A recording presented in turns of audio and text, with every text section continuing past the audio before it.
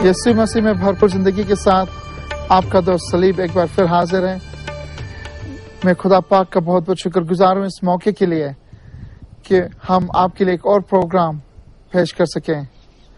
दोस्तों, हम आपकी भी बहुत बहुत शुक्रगुजार हैं कि आपने हमारे लिए दुआ की और आप हमेशा दुआ करते हैं इस प्रोग्राम के लिए। आपकी दुआ के वसीले से ये हमारा प्रोग्राम बहुत से लोगों तक पहुंच रहा है और हम खुदा पाक के नाम को जलाल देते हैं इसके लिए। मुझे बड़ी खुशी है कि आज के प्रोग्राम में भाई विलियम हमें तालीम देंगे और मैं भाई विलियम को दावत देता हूँ, वेलकम कहता हूँ बाइबल चैनल में। ब्रदर भाई सलीम, मुझे आपसे मिलकर बड़ी खुशी हुई है और मैं शुक्र करता हूँ कि बाइबल चैनल के वसीला से दुनिया के अंदर निजात की खुशखबरी दी जा रही है। आमीन ब्रदर, आमीन। खुदा पाक के नाम को जलालो। आए हम दुआ के साथ ये प्रोग्राम को शुरू करते हैं। खुदा पाक यीशु मसीह के कादर नाम में हम तुझसे दरख्वास्त करते हैं बाप कि तू आज हमारी मदद कर इस प्रोग्राम के लिए। तो आज हमें खास बातें सिखा यीशु के नाम में, यीशु मसीह के कादर नाम में। रूह पाक के जरिए से तो आज हमें कुछ खास बातें सिखा तेरे कलाम में से। आमीन आमीन। ब्रदर विलियम, आज का प्रोग्राम जो है हम 10 कुंवारियों के बारे में हम सीखेंगे। यस, 10 कुंवारियों की तमसील यीशु मसीह ने पेश की है और ये तमसील जो है ये यीशु मसीह की आमद की तैयारी के लिए बहुत कारआमद है और इसके वसीला से हर मसीही जो है वो यीशु मसीह की आमद के लिए तैयार हो सकता है। और मेरा ईमान है कि आज की स्टडी में खुदावंद हमें बरकत देगा। आमीन। और इसके लिए हमारे पास जो हवाला है वो है मत्ती की इंजील और उसका 25वां बाब और पहली 12 आयत। जी हाँ, Matthew chapter 25 ji first 12 versus. Okay, thank you. कलाम में इस तरह से लिखा है, उस वक्त आसमान की बादशाही 10 कुंवारियों की मानद होगी जो अपनी मछलें लेकर दूल्हा के इस्तकबाल को निकली। उनमें 5 बेवकूफ और 5 अक्लमंद थी। जो बेवकूफ थी उन्होंने अपनी मछलें तो ले ली मगर तेल अपने साथ ना लिया, मगर अक्लमंदों ने अपनी मछलों के साथ अपनी कुप्पियों में तेल भी ले लिया। और जब दूल्हा ने देर लगाई तो सब ऊँघने लगी और सो गई। आधी रात को धूम मची कि देखो दूल्हा आ गया, उसके इस्तकबाल को निकलो। उस वक्त वो सब कुंवारियां उठकर अपनी अपनी मशल दुरुस्त करने लगी। और बेवकूफों ने अक्लमंदों से कहा कि अपने तेल में से कुछ हमको भी दे दो, क्योंकि हमारी मछलें बुझी जाती हैं। अक्लमंदों ने जवाब दिया कि शायद हमारे तुम्हारे दोनों के लिए काफी ना हो। बेहतर यह है कि बेचने वालों के पास जाकर अपने वास्ते मूल ले लो। जब वो मूल लेने जा रही थी तो दूल्हा आ पहुंचा और जो तैयार थी वो उसके साथ शादी के जश्न में अंदर चली गई और दरवाजा बंद हो गया। फिर वो बाकी कुमारियां भी आईं और कहने लगी, आए खुदावंद, हमारे लिए दरवाजा खोल दे। उसने जवाब दिया, मैं तुमसे सच कहता हूं कि मैं तुमको नहीं जानता। तो ये 10 कुंवारियों की तमसील यीशु मसीह की आमद के लिए तैयारी का एक बहुत बड़ा सबक देती है। ये जो तमसील जो है बहुत ही इम्पोर्टेंट तमसील है, क्योंकि इसके अंदर बहुत इम्पोर्टेंट मैसेज है ना।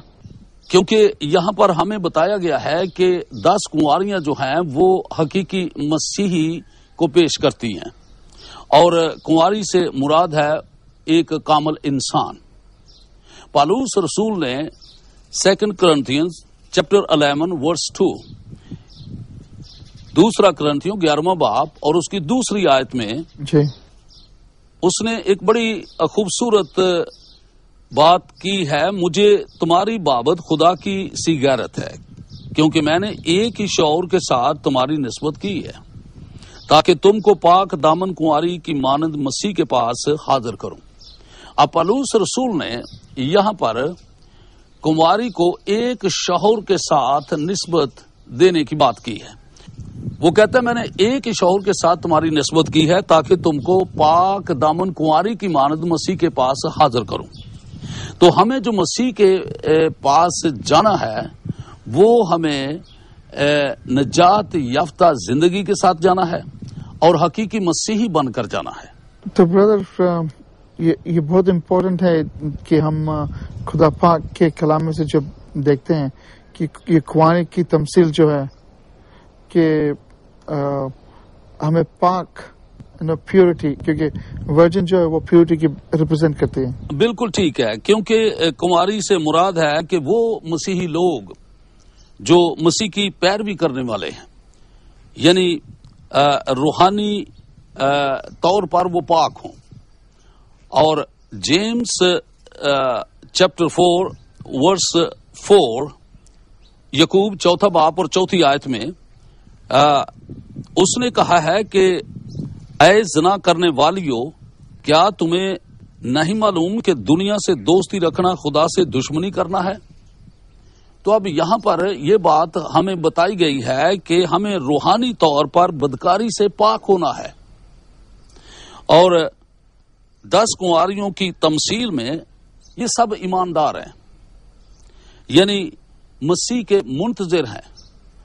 اور ان 10 کنواریوں نے ایک ہی وقت میں دلہا کو ملنے کی تیاری کی ہے، لیکن فرق صرف ان کی تیاری میں ہے کہ دلہا کو ملنے کے لیے ان کی تیاری کیسے ہے.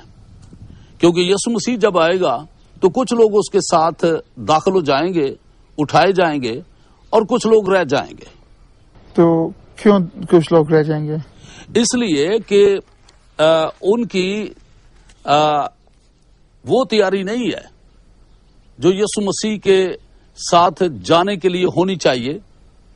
کیونکہ یہاں پر 10 کنواریاں ہیں، ان میں سے 5 جو ہے ان کی تیاری فرق ہے اور 5 کی فرق ہے.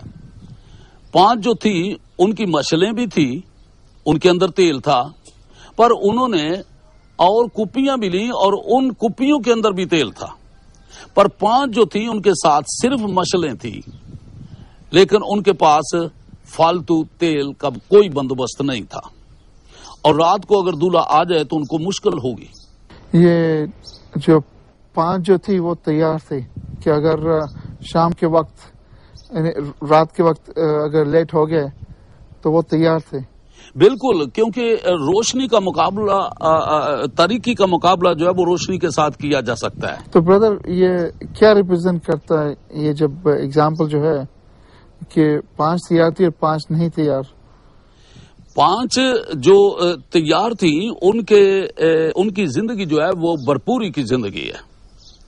اور کس طرح سے بھرپوری کی زندگی سے مراد یہ ہے کہ وہ یسوع مسیح کے لیے ہر طرح سے تیار ہیں کہ اگر رات بھی آ جائے تو ان کے پاس روشنی ہے. اور تیل جو ہے وہ ایک روشنی کی علامت ہے، کیونکہ صرف مشل کا ہونا ہی کافی نہیں ہے بلکہ اس کا جلنا. تمہارے چراغ جلتے رہیں، تمہاری کمرے بندی رہیں، یہ کتنی تیاری کی بات ہے. تو یہاں پر بھرپوری کی زندگی ہے. اب کچھ مسیحی جو ہیں وہ بھرپوری کی زندگی گزارتے ہیں، اور کچھ لوگ جو ہیں ان کی بھرپوری کی زندگی نہیں ہے. ان کی مسیحی زندگی تو ہے، مسیحی تو کہلاتے ہیں، لیکن دونوں طرح کے مسیحیوں میں فرق ہے. اب مثلا میں مثال کے طور پر کنویں اور دریا کی بات کرتا ہوں جی. کہ سامری عورت جو تھی وہ کنویں پر پانی بھرنے کے لیے آئی اور یسوع مسیح سے ملاقات ہو گئی. اب یسوع مسیح نے اس کی زندگی کے اندر ایک ٹرننگ پوائنٹ پیدا کرنے کی کوشش کی ہے. وہ کنویں کے اوپر کھڑے ہیں، لیکن یسوع نے کہا کہ اگر تو جانتی یہ کون ہے جو تیرے ساتھ باتیں کرتی، اور خدا کی بخشش کو اگر تو جانتی اور یہ بھی جانتی کہ وہ کون ہے جو تیرے ساتھ باتیں کرتا ہے، تو میں تجھے زندگی کا پانی دیتا، بلکہ تیری زندگی میں سے ندیوں کو جاری کرتا. اب ندیاں جو ہیں وہ فرق ہیں اور کنواں جو ہے وہ فرق ہے. جو دریا ہیں وہ دور دور سے نظر آتے ہیں، بھرپوری کی زندگی ہے. بالکل. پر کنویں کے اندر بھی تو پانی ہے، وہ بہت لمیٹڈ ہے، لیکن وہ لمیٹڈ ہے. تو یہ ایک بہت بڑا فرق ہے. تو دونوں طرح کے ان لوگوں میں، مسیحیوں میں، یعنی 5 کنواریاں تیار ہیں، 5 نہیں ہیں تیار، تو ان کی تیاری میں فرق ہے. تو آج ہر مسیحی کو بھرپوری کی زندگی کے ساتھ تیار ہونے کی ضرورت ہے. یہ وہی لیسن ہے کہ ہر ایک مسیح کو تیار رہنا ضروری ہے. ہر مسیحی کو تیار رہنے کی ضرورت ہے، اور اس کی تیاری جو ہے وہ روشنی کے ساتھ ہوگی. روشنی کے ساتھ، کیونکہ تیل کا استعمال جو ہے اس سے روشنی پیدا ہوتی ہے اور طریقے کا ہم مقابلہ کرتے ہیں. جی. اور داؤد نے بھی اس طرح سے کہا ہے کہ اے خداوند تیرا کلام میرے قدموں کے لیے چراغ ہے. Psalm 119 میں. جی ہاں. اور اس کے علاوہ کلیسیا میں بزرگوں کو بھی تیل کے استعمال کے لیے کہا گیا، تو روح القدس کی حضوری میں وہ تیل استعمال کرتے. جو لوگ بیمار ہوتے تھے تو وہ شفا پاتے تھے، اور اگر انہوں نے کوئی گناہ بھی کیا ہو تو خدا اس کو بھی معاف کرتا تھا. تو گویا تیل جو ہے وہ خداوند کے پاک روح کی حضوری کی ایک علامت ہے. ایک حوالہ ہم دیکھیں گے 1 Corinthians chapter 12 verse 3. وہاں پر لکھا ہے نہ کوئی روح القدس کے بغیر کہہ سکتا ہے کہ یسوع خداوند ہے.